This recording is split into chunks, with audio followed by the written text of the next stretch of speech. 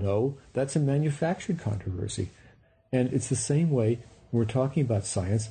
How do you do this? If you want to show where birds come from, for example, or any other question like that, you have to use the methods that everyone else uses. For example, to ask, who are the closest relation to praying mantises, or who are the closest animals to whales or lions? We use a standard set of methods and evidence to do this. And when we do this with birds, we always get the same answers. They come out next to carnivorous dinosaurs. They're members of the carnivorous dinosaurs, in fact. But the few holdouts in our field won't accept this. But you see, they've painted themselves into a corner for 30 years. So we accept this as part of the sociological and personal aspect of science. Well, we would say that birds are dinosaurs, but they're a particular part of dinosaurs. Just as humans are mammals. I mean, humans aren't reptiles. They aren't amphibians. They aren't fishes. They certainly aren't birds. They're mammals. We have the same features that other mammals have. We have hair. Our females give milk and so forth, which is not true for other kinds of animals. And so no one really should have a problem with humans being mammals. Now, if I say, okay, humans are primates. Well, yeah, they're primates because they're not carnivores or rodents or anything like that, or whales. So, yeah, they're primates. So I say, okay, now I'm going to tell you humans are apes. You go, oh, no, apes are different. Like, apes are a whole different thing, a different branch. Actually, they don't turn out to be a different branch because gorillas and chimpanzees are closer to humans as a group. Those three things make a group, and stuff like orangutan and the gibbons and the baboons and those guys, they fall outside those groups. So really, humans are nested right in with these other big, tailless, smart, bipedal apes. And so we actually say that humans are apes. It's great to say that humans are separate from other animals. I mean, chimpanzees are separate from other animals. Gophers are separate from other animals, but also they belong to groups.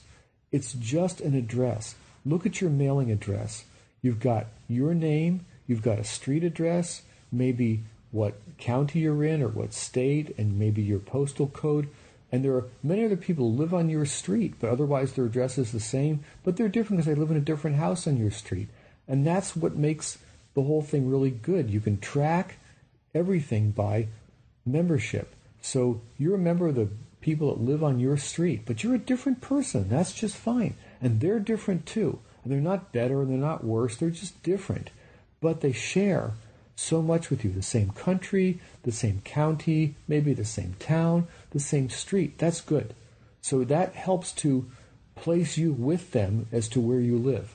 And in biology, we place organisms where they live in the same way. We figure out where they are on the tree of life. And yes, they're different. Humans are different from everything else, but they also belong to a group that includes chimpanzees and gorillas. We are apes, and that's fine. We're primates. We're mammals. We're vertebrates. It's all cool. And so birds, in that analogy, birds and dinosaurs birds are dinosaurs. Dinosaurs is the mammalian family, the equivalent for us. Yeah, that's right. Yeah. Birds would belong to dinosaurs within that branch of the reptiles. Yeah, it's great. And they're not with the crocodiles. I think it's worth noting that you were a witness in the Kitzmiller versus Dover trial, the science witness case about intelligent designs in Dover, Pennsylvania. And in an article in the New Yorker magazine, I think Margaret Talbot wrote it, she described part of your testimony in which you walked the judge through, again, speaking about bird evolution from dinosaurs, how if you're eating a chicken wing, you can actually look at the chicken wing and see the fingers of a theropod dinosaur. Yes. We're getting a little far afield from dispute resolution here. Again, we're back to the Cretaceous to talk about T-Rexes and their form of dispute resolution. But for an interested reader or an interested listener, how could they dissect their chicken wing to see the bird evolution from dinosaurs? Well, it's a good question because it comes down to another kind of conflict resolution, which is, how do you know if you actually have the goods in a particular demonstration of evolution? Now, the intelligent design folks don't think that you can get major transitions of organisms. They don't think that you can get land animals coming from animals that first lived in the water. They don't think you can get birds from reptiles that lived on land, and so forth.